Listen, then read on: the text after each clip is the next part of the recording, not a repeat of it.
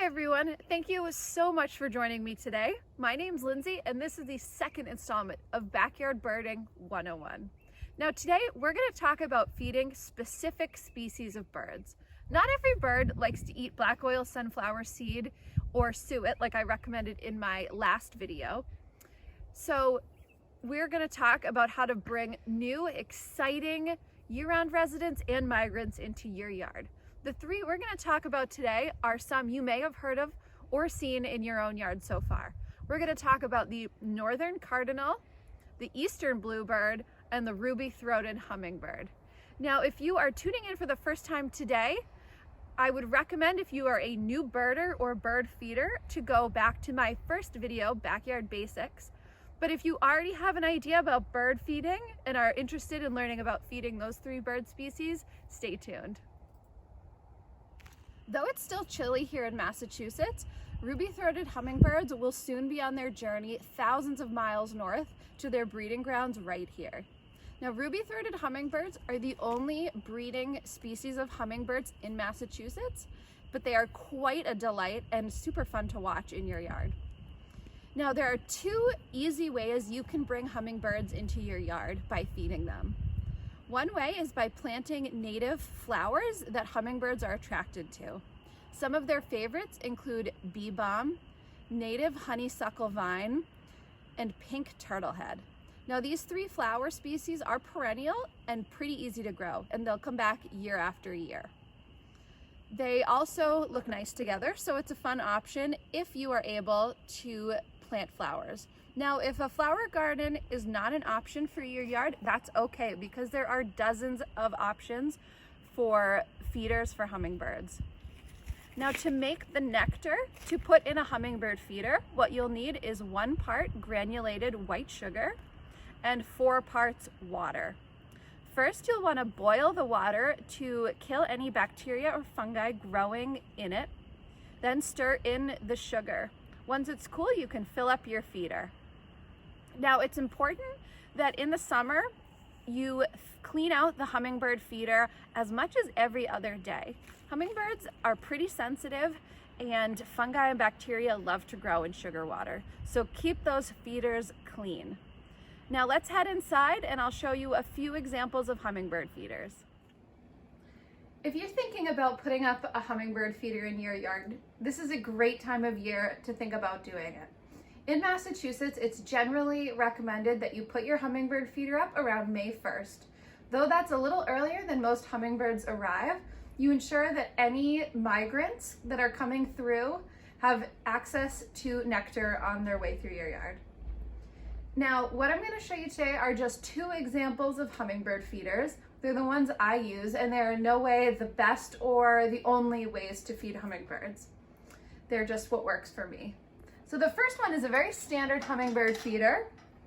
It's a glass jar with a feeding tray on the bottom. The ports right here allow hummingbirds to sip nectar from the bottom, and it has a nice little railing for them to sit on. It's very cute. And this kind of feeder can be hung either on your porch, in your garden, somewhere that's relatively safe for the hummingbirds. Then the other feeder that I use is actually very tiny, and these ones are sold with a suction cup to attach to the outside of your window. They have a screw open top, and they're very tiny. So this kind of feeder, it allows hummingbirds to get in close range of your window for really fun viewing opportunities. Plus, they're very affordable. It doesn't matter if they get lost because they're very cheap, and they're actually very easy to clean. So I recommend this one if maybe you have kids at home or want to see hummingbirds up close. Now, you'll probably notice that all of these feeders have red and yellow on them. Now, a lot of times nectar, if you buy it pre-made or if you look up recipes, recommends adding red dye. Now, this is totally not necessary to attract the birds to your nectar, though it doesn't harm them. No studies have shown that red dye harms hummingbirds. That being said, most feeders do have a red and yellow element on them, which is thought to bring the birds closer. But I've had a lot of success with totally clear hummingbird feeders too. I think Hummingbirds are pretty clever at finding where nectar is, so don't worry so much about adding red dye or if your feeder is not bright red like these ones. Another thing that tends to happen with hummingbird feeders is ants like to crawl their way into the sugar water. Don't worry about that. If you find that there are a lot of ants, you can definitely clean it out, but hummingbirds actually will eat ants. So think of it as a little bonus to their meal. You also might see other birds sampling the nectar, which is also a really fun sight. So these are just 2 examples of hummingbird feeders. Shop around, there are so many that will fit your aesthetic, your location, the size you want. So have fun when you're picking out your hummingbird feeder. Eastern bluebirds love habitat like what I'm standing in right now. Farm fields, orchard edges, and large yards. Now, they typically stay away from urban areas or places with lots of houses or lots of trees. So you have the best chance of seeing one with a little open space. Bluebirds, though thought of as spring birds, can be seen in Massachusetts year-round. Oftentimes, they have more than one clutch or brood of chicks, and the second one that they have stays with them throughout the winter. So as you can imagine, any wintering bird would be ready to see a feeder. Now, bluebirds don't have the ability to crack open seeds, so they need a little bit of special food in order to be present in your yard. So what exactly will a bluebird eat? Well, their favorite food is actually mealworms. You can find mealworms at any farm and garden center or most pet food or supply stores. You can also order them online in bulk. Now, it is recommended to feed bluebirds in a platform feeder, which is just an open surface. You can either buy a feeder like this or make one at home. You will want to make sure that if it rains, you do clean out the feeder and put in fresh mealworms. And hopefully bluebirds will have a feast before you know it. I do want to mention that the recommendations I have for feeding bluebirds mealworms applies to dried mealworms that are no longer alive. You can feed mealworms that are still living and have very good success with your bluebirds. However, they are much harder to keep and you need a special feeder so they don't crawl out. If you're interested in doing that, I'd be happy to send you recommendations for where you can learn how to take care of mealworms. My email is in the comment section of this video, so please check that out and shoot me an email if you'd like to know more. Let's talk about northern cardinals. Now, northern cardinals are a little bit easier to feed than bluebirds and hummingbirds. If you've ever seen a cardinal, you'll notice their giant bill. Now, that bill is perfect for cracking open large seeds. Now, they will eat black oil sunflower seed, but they also love white safflower. So go ahead and try adding this either to your current seed mix or putting it in its own feeder, and a cardinal should stop by.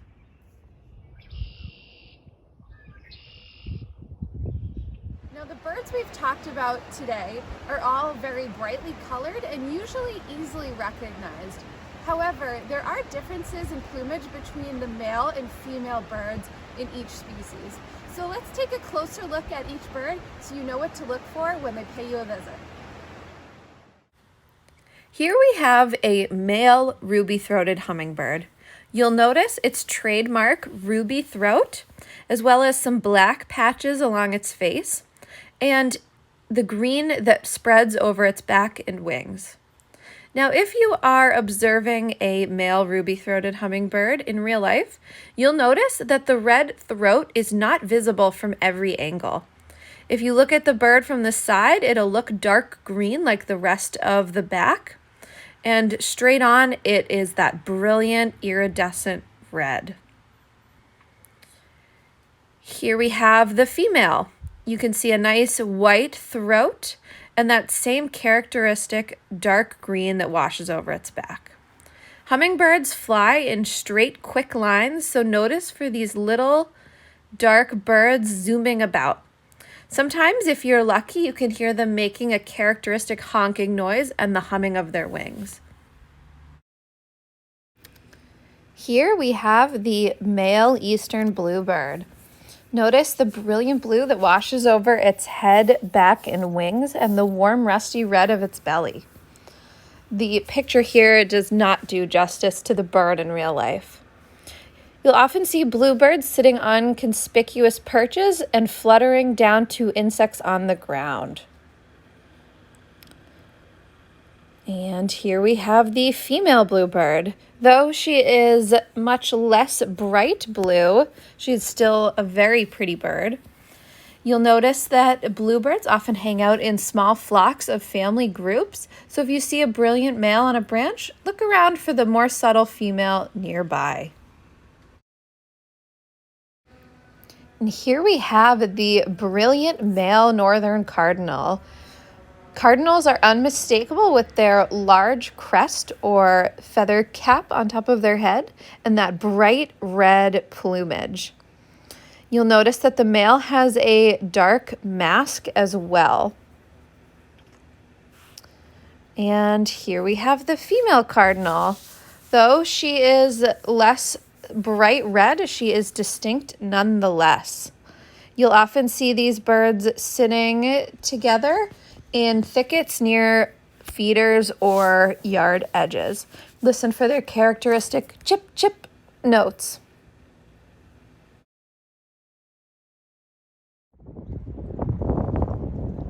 So that's all I have for you today. Thank you so much for joining me. Good luck feeding your bluebirds, cardinals, and hummingbirds. I hope they bring lots of color to your yard this spring and summer. If you have any questions, comments, corrections, or if you've seen a cool bird in your yard, my email is in the description of this video. I'd love to hear from you. Now, I want to give a special shout out to all the amazing people that have donated to my Birdathon fundraiser so far. You guys are so amazing, and your support in these really difficult times means so much to the organization and to the nature of Massachusetts. So thank you from the bottom of my heart. You know who you are. Now, for those of you who don't know what Mass Audubon's Birdathon is, the link to my Birdathon competition and fundraiser page is in the description of this video. Birdathon's a 24-hour birding competition put on by Mass Audubon. It is in the height of spring migration, and it is a super fun 24-hour period where you see as many birds as you can. It is also a fundraiser to support Mass Audubon. Now this year, with all of the changes to how we can interact with each other, it is actually a bird at home-a-thon. So part of the competition rules are that you have to walk to any birding location, and you have to do it with either alone or with a member of your household. So stay tuned, and I will definitely share where I'll be birding when the time comes. The competition is May 15th. If you are interested in supporting Mass Audubon and my Birdathon fundraiser, please click the link in my bio. And I love all of your support cheering me on for the competition. So thank you so much again, and thank you to my lovely camera crew, Ken Clemens. I will see you all next time for the next installment of Backyard Birding 101.